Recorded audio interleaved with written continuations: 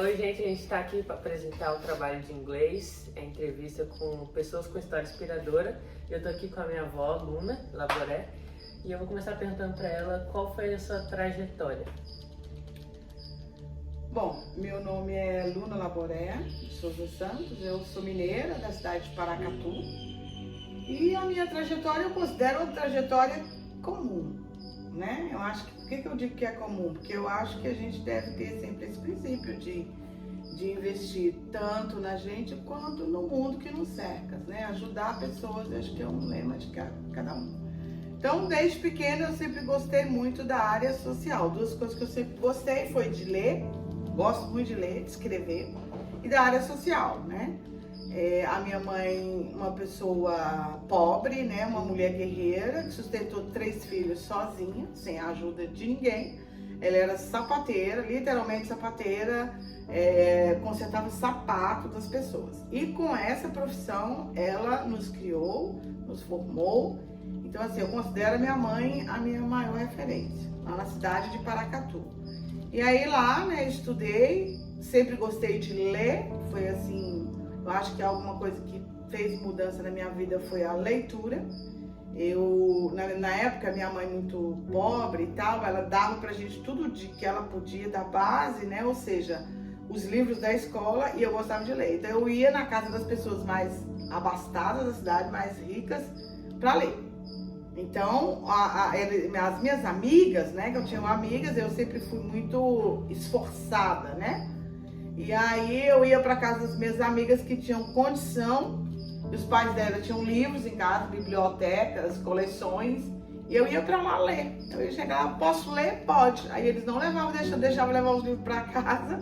Eu lia, depois anotava a página que eu li e voltava no outro dia. Então eu li as coleções todas, Monteiro Lobato, todas as coleções da época que tinha, Barça, sei lá o que, eu lia muito. E assim foi. Depois eu me casei muito jovem, vim para Brasília com 15 anos, me casei. E aqui eu comecei a trabalhar com crianças em situação de rua. E aí a gente fundou uma creche. Nessa creche a gente tinha 97 crianças. A criança mais nova nossa tinha 6 meses. E a mais velha tinha 17 anos. E a gente cuidava dessas crianças em regime de abrigo. E a igreja, a comunidade em geral, era que ajudava isso. Aí depois dessa creche, a gente foi trabalhar com menores infratores, meninos em situação de rua, adolescentes. E aí fundamos aqui o Projeto Sião. O projeto durou mais ou menos uns 20 anos, 15 anos, sei lá. Hoje a gente tem meninos na rua meninos que já eram daquela época e que hoje são pais, que têm netos. Então assim, eu tenho netos na rua, então às vezes eles ligam pra mim, tia Luna, eles me chamam de tia Luna ainda. Mas não foi um trabalho só meu, foi um trabalho assim, de comunidade e eu que articulava o projeto, né? Conta mais sobre os seus projetos, como começou, a ideia de tudo. Bem, na verdade, fora a questão dos livros, são 3 projetos. O primeiro foi com criança de creche, né? Então as mães iam trabalhar, deixavam as crianças com a gente e tinha também crianças mães que não podiam ficar com as crianças, não tinha lugar de morar, não tinha nada.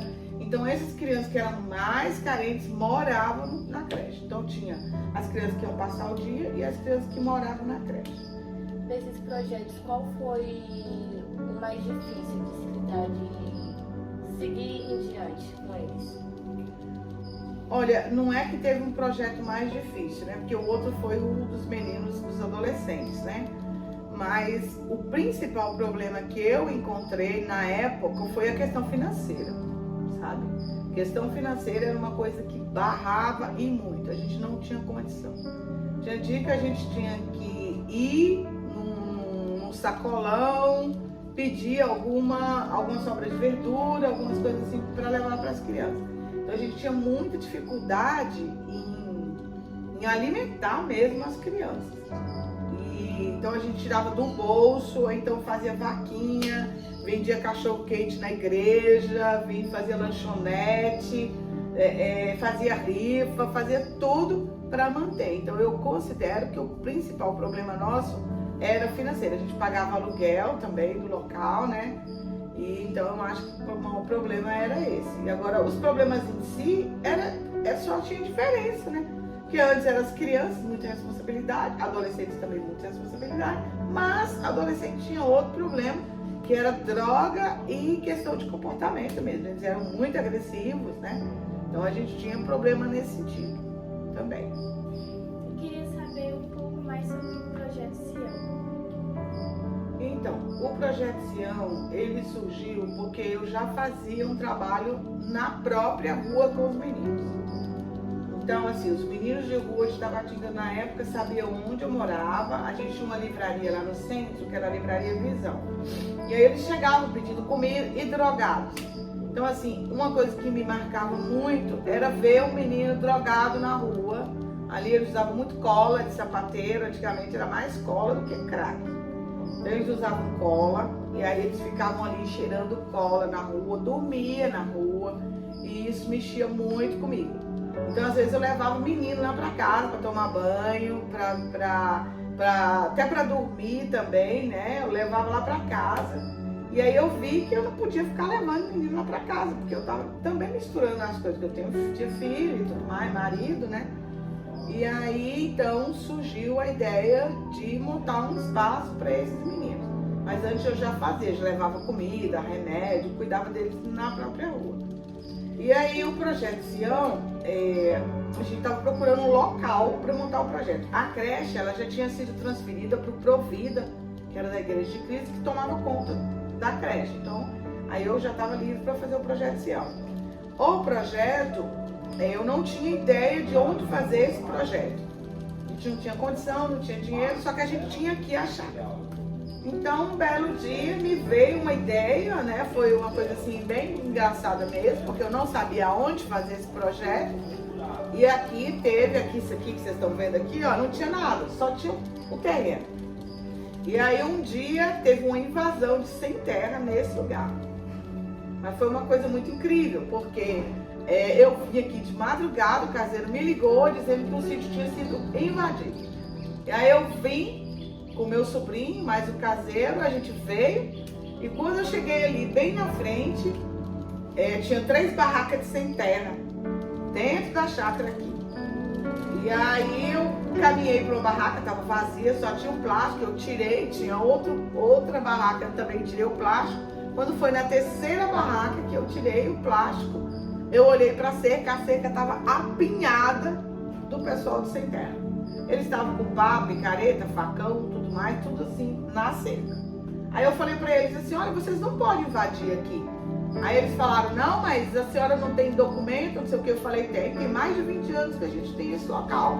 Não, mas a gente precisa de lugar e não sei o que. Aí, na hora, gente, foi uma coisa incrível. Eu não pensei, não articulei, nada. Simplesmente eu falei para eles assim, olha, vocês não podem ficar aqui porque aqui vai ser um abrigo para menino de rua. Foi incrível. Eu falei sem pensar, eu acho que foi Deus mesmo, sabe? Aí na hora que eu falei isso, o cara falou, não, então a gente sai numa boa, porque a gente também tem filho, a gente gosta dessa causa, então a gente sai. Só que na verdade ele saiu não foi só por isso também, né? Porque chegou o povo da região, o meu marido articulou todo mundo, chegou os produtores, chegou o chacareiro e aí ia ter confronto.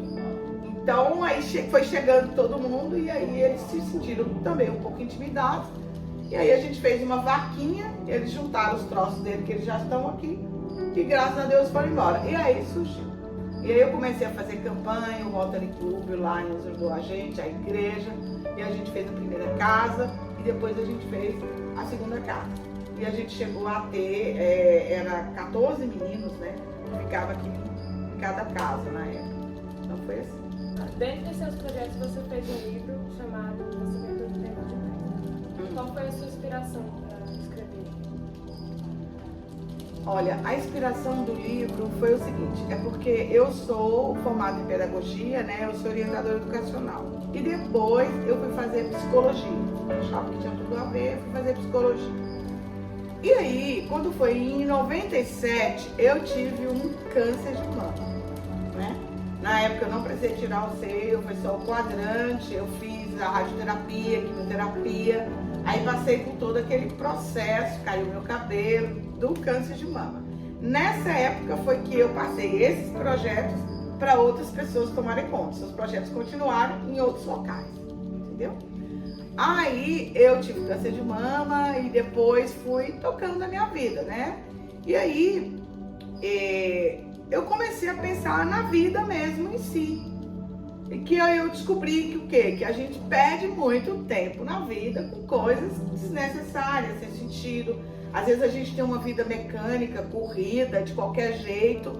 A gente não dá valor nas coisas que a gente tem e a gente literalmente perde tempo. E para os jovens também eu tenho até uma palavra a respeito disso. Eu acho que os jovens hoje estão perdendo muito tempo em internet, muito tempo em coisas que não tem nada a ver e esquecendo de viver a vida na essência.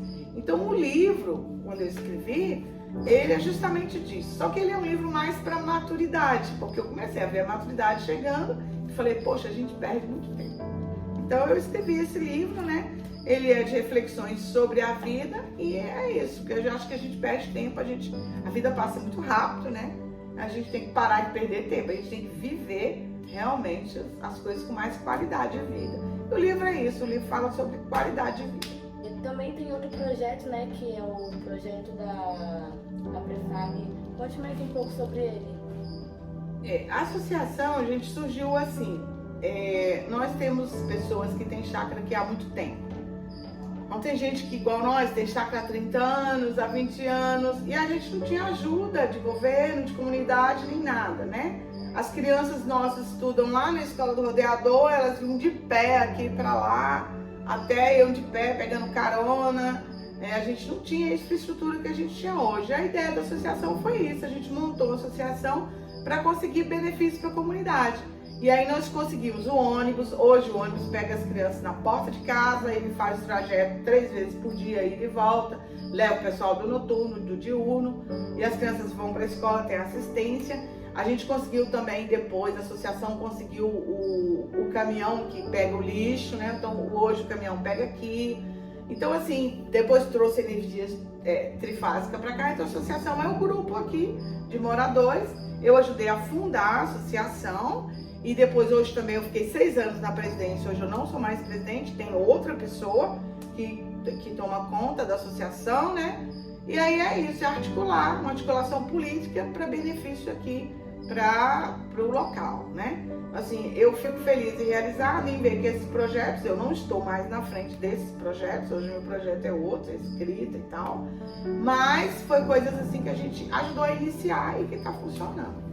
Tem outro livro que você escreveu que é um romance, Enquanto a Amazônia Chora. Conte mais um pouco sobre ele. Bom, essa ideia do romance é porque, como eu sou psicóloga, eu quero escrever romances, incluir no romance temas da psicologia. Então, esse romance é um romance que fala, né, de uma pessoa que tem problemas psicológicos, e que esse problema psicológico dele também implicou na vida dele, então fala da vida sentimental dele e também do que ele fez, né? Então leia aí. Bachelar é um rico empresário residente em Brasília que pretende expandir seus negócios na região amazônica com a implantação de pastagens para a criação de gado de corte. Frio, calculista e de mente perturbada, ele usa métodos obscuros para conseguir seus intentos e isso inclui corrupção e propina. Anitta, sua mulher, é uma pessoa frágil e insegura que vive à sombra do marido, até um dia em que acorda para a vida. As coisas tomam um rumo inesperado quando, numa viagem à Amazônia, Bachelar extrapola o senso da razão e comete um ato insano que o configura como o pior inimigo de si mesmo. Atormentado pelas lembranças do passado, sua mente oscila entre a fantasia e a realidade. Aí Então, né, o livro é um tema bastante atual, ficou gostoso de ler, por quê? Porque fala da questão ambiental, da questão ecológica, da questão da destruição da Amazônia, né, que você sabe que a Amazônia tem muita área que está sendo degradada, que está virando pastagem.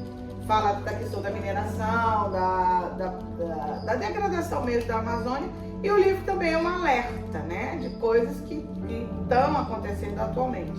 E também fala da questão do equilíbrio emocional dele. Então é isso, é um romance gostoso de ler que eu sugiro que vocês leiam. E você pretende escrever outro livro? Está em algum projeto de escrever outro livro? Sim, eu estou iniciando pesquisa, tá? Estou na fase de pesquisa para o meu segundo romance. O romance é um romance de época que vai se passar em 1890, época lá da abolição da escravatura, e vai se passar justamente na minha cidade natal, que é Paracatu, Minas Gerais. Um romance também que eu espero que seja muito bom, um romance de época. E eu vou estar falando também dessas questões psicológicas e eu acho que vai ser muito bom esse romance. Essa ideia eu tive quando eu fui fazer a última visita lá, em agosto. E aí é isso, já estou começando a pesquisa para o próximo romance. Gente, então é isso o trabalho, a gente está terminando aqui, espero que vocês tenham gostado. E é isso.